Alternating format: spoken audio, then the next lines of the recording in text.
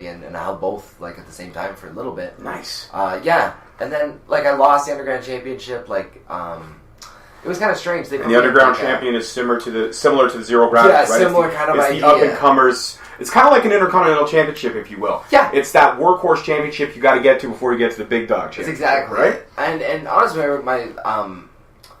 for me when I was starting to travel when I was like 17 years old to different shows and started performing, I really wanted to perform on Alpha One Wrestling and I really wanted to perform on C4 Wrestling because at the time they were the two big promotions in Ontario. Honestly, they still are two of the biggest promotions in Ontario. And they both aired their they were both sold on SmartMark. Okay. And right now they both get uploaded to independentwrestling.tv. Okay, perfect. Right, so you're gonna get a much larger audience. You're gonna get people from America are gonna be watching you. Like, and the vibes of those two shows for me are very incredible. And the rise of both companies was very similar. Like at Alpha One, I won the Zero Gravity, and eventually lost it, and then I won that Alpha Male.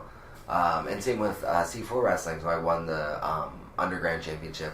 And then I held them both, and then I lost the Underground Championship, but kept the C4 Championship for a bit. And then I think on the 24th it is the 23rd. The 23rd is the C4 show. I'm facing Josh for the C4 belt again. That should be a good match. Yeah, so that'll be very exciting. Josh and I think that's got to be like our 10th match. So you and Josh, you got that healthy dance partner. I know what you can do. You know what I can do. Let's tear the house down. Right? Over 3 hours in the ring in front of audiences together. Nice. Yeah, I would imagine you guys have one hell of a chemistry at this point. Yeah, at this point, it just flows with him. And that's one hell of a dance partner to have. Yeah, absolutely. Hey, I'm almost like I'll tell people like it's almost like cheating because I'm able to learn so much so quickly from some of these guys. Right. So you're kind of getting to pick brains as you grow and as you work with these guys in the ring on a consistent basis, right? Yeah, there's some stuff that you can't learn in training. You have to learn it in front of an audience. You have to learn it on the road. Yeah. And do you have anybody that really like much? I would imagine Josh is probably one of them. That kind of take you under their wing and kind of show you the ropes in the beginning and that kind of thing. Yeah, Josh is one of them, but Ethan Page is the main guy who's really kind of took me under his wing and said, "Hey, you know what? If you, I see that you're working hard, and I, you know what? Honestly, your hard work, you're doing it wrong. Let me show you how to do it." Basically, nice. No, but that's huge. Yeah, we're gonna give you a little bit of structure here, and you're gonna go so much further. That's awesome because there's nobody. I find that's kind of a tactic that most people don't go by anymore. That's a thing that just doesn't really happen. It's much a very anymore. old school mentality. Yeah, where you take the young guy and you say, "Hey, we're gonna learn the ropes." That's amazing that you have that, man. Super cool. Yeah. So if there's anybody right now on the indie circuit that you maybe haven't tangled with in the ring, who would you like to get into the ring with? Definitely not as a partner. I'm talking, who would you want staring across from you at the ring and being like, it's go time? Yeah, you know what? I haven't faced Mike Bailey yet. And to me, if we're talking like top Canadian wrestlers, I'd like to hope that I'm in the list, and I know that he's in the list. So I've never torn it up with Mike Bailey. I've always wanted to. I want to face David Arquette. Yeah, that would be great, dude. Yeah, that would be fantastic. I think. Apparently, he's having a blast out there. Yeah, he's having so much fun, and I really want a piece of it. So Mike Bailey, I'd want to face David Arquette. Who else would I want to face? I think Ethan Page has dibs, but I heard the Green Ranger's coming. I'm not entirely sure.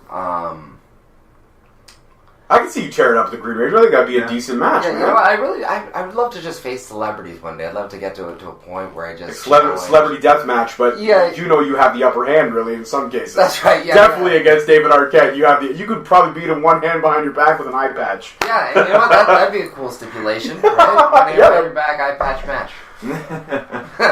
And add a ladder to it because we know you're home with a ladder. You gotta add a ladder to it. That's right. And you could lift him with one arm. I mean, he's like 110 pounds, dripping wet. Yeah. Right? And I want to say 8 of those pounds are his receding hairline. I will say that I think that he's pretty tall. He's tall and lanky. Definitely tall. Yes.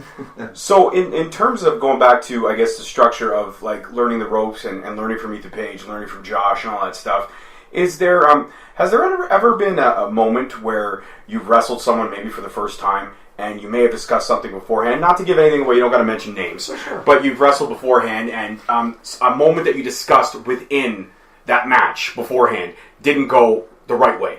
And it might have been a little bit your fault, might have been a little bit their fault, but when you got back behind the curtain, they kind of put the onus all on you. Has something like that ever happened, where it was like, hey, we discussed it beforehand, you didn't execute properly, you screwed up? Like, anything like that ever happened where a wrestler you've tangled with in the ring has kind of said, it was your fault, but really, honestly and truly, if you go back and you watch the tape, you both share the blame. Or maybe he shares the blame. Sure. Yeah, there's always sometimes little things where, man, like, you should have waited a little bit longer on this spot, or honestly, that's usually, man, you rushed a little bit, you gotta slow down. In terms of messed up spots, the only one that I can really think of was I was wrestling in Montreal, and we were supposed to do like a superplex to the table. The table didn't break, so I hit it and it just kind of fell. And the way the superplex was the wrestler was like on the top rope, and the idea was I was going to go through the table. He was going to sit up, turn around, big leg drop on the broken table. So when the table didn't break, what actually happened was I stayed down. There was a long, awkward pause. He came over, kind of picked the table up. We did like an awkward thing. He tried to get me to like spear him through the table, which, I mean, the table already didn't break, and it wasn't going to break from totally from working on the fly Durst trying to spearing make it. No, we gotta break this table. Let's figure it out. Come on. Yes, and then when it didn't break, I kept telling him, "Hey man, I'm going to give you a pile driver. Hey man, I'm going to give you a pile driver." Like, because that's what I do. I pile drive people through tables. Did anyone scream, "I am the table," while you guys were doing that? No, because it was in Montreal, they might. La table. La table. Je suis la table. Yeah, something like that. That's epic. That is epic. So this table's kicking both your asses. Yeah, so this table's not going to break, and I know I can break it. And what my opponent did was he said, "Nope," and he folds the table up and threw it into the ring. I was like, oh. So this match officially sucks then, because what an anticlimax. And honestly, everything else in the match was perfect, and I love the guy who was wrestling. I love everything. In hindsight, what I should have did was I should have just grabbed him off the top rope and pile drive. Like, I should have just... You should have just gone with your gut. I should have just did it, yeah. Should have just gone with your gut. Yeah, absolutely. So that's definitely one, if you could go back in time, you would definitely take another shot at that one's one that kind of irks me, yeah. It grinds your gears, if you will, Just Peter Griffin style. Right. Like a Roman, I'm just thinking of like how loud that Roman Reigns boo was when the guy threw the table back under the ring. Yeah, exactly. And all the energy he spent and he got rid of it. Yeah, and all the energy spent to put it back underneath the ring. So in terms of growing as a wrestler and what you've done so far and all the accolades and championships you won, which is super impressive. Like I said, though, I wish the internet would be more honest and update its facts more frequently. But in terms of all the stuff you've done so far and how in 8 very short years, really, because 8-year wrestling career is not that long. No. You're really just at the tip of the iceberg. You haven't even reached your peak. Mm-hmm.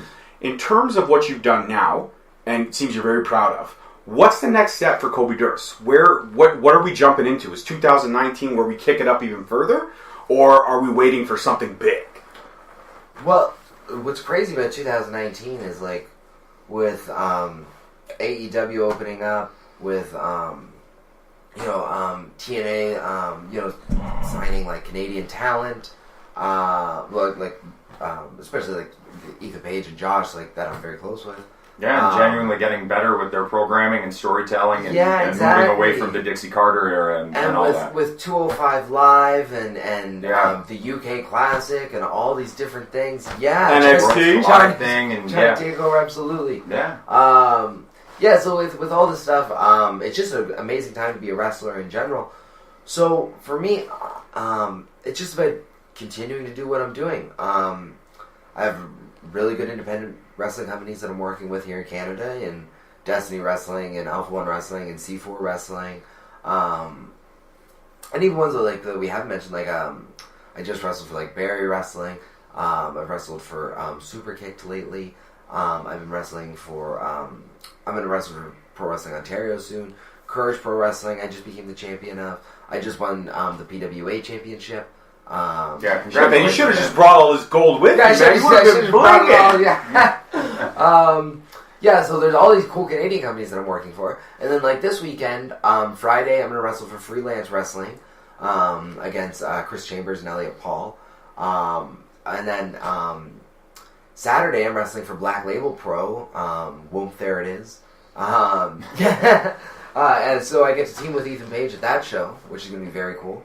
And then, at the end of the month, I'm wrestling for Glory Pro down in Indiana, but almost St. Louis. Got you. Yeah. So a little bit south, but not the deep south. Yeah. Not quite the deep south. Well, you know what? Then we actually do have some fans up in Missouri and Indiana, so they're probably hearing this and they're probably looking forward to that. Oh, perfect. Hey, guys. Yeah. So with all these different companies that I'm working with, and I'm getting the opportunity to work with at Alpha One, I've worked with Sammy Callahan. I'm going to work with Scott Steiner coming up. And working with Beyond Wrestling's Chris Dickinson, and at Greektown Wrestling, I'm going to wrestle DJ Zima Ion. So just getting the opportunity to wrestle so many good people.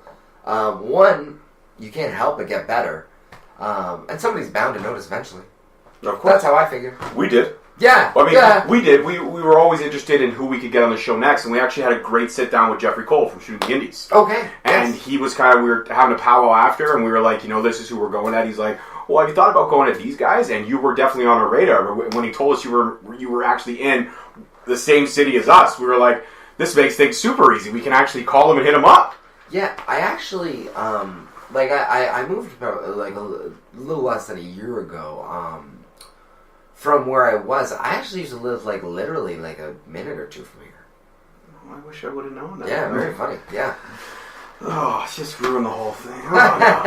What were we 2 weeks into our podcast at that point? Yeah, probably. We've only been at this for a year and a half, right? Yeah, so it probably wouldn't work out back then or whatever. But I want to say I'm only 10 minutes now. But. Well, and also 2019's been great because now you're on Straight Talk Wrestling. This is huge for you, right? This is awesome. Well, one thing I will say about 2019 is I've been on Straight Talk Wrestling. I did It's Time to Fight podcast with Matt Terry, who's the Alpha One Wrestling ring announcer, and I've done a couple other podcasts too. So I've really been trying to just promote yourself more and more. Yeah, promote myself, create different content that isn't just. But we're your favorite, right? Oh, this is the first one that I've actually traveled to. I'll say that. So all right, I'll take awesome. it. Yeah. I'll take it. We got him to come to us in studio. Yeah. So, in terms of all you're wrestling with some great talent, you're wrestling with talent that's signed to other promotions. Like you said, somebody's bound to notice. Mm-hmm. In terms of some of those promotions where you may be on the radar, you may not be. If you ever get an opportunity to work with any of the big promotions, we're talking WWE, TNA, we're talking AEW, if any of those doors ever open, who would you, it doesn't matter which promotion, but which, out of all those promotions with all the great talent that they have, who would you love to run a program with? Who would be that dream opponent? I think... Pharaoh. If we're talking I could just pick anybody. Anybody from those promotions. I think I would like to eventually run a program with Kenny Omega. And really run the Canadian, we started here and we're building up. And obviously he's huge right now, give me a couple of years, I'll bulk up to him. But, but yeah, I think, a rivalry with Kenny Omega would be amazing. One thing I will say, though, is I have no interest in living and wrestling in Japan. So you would no interest.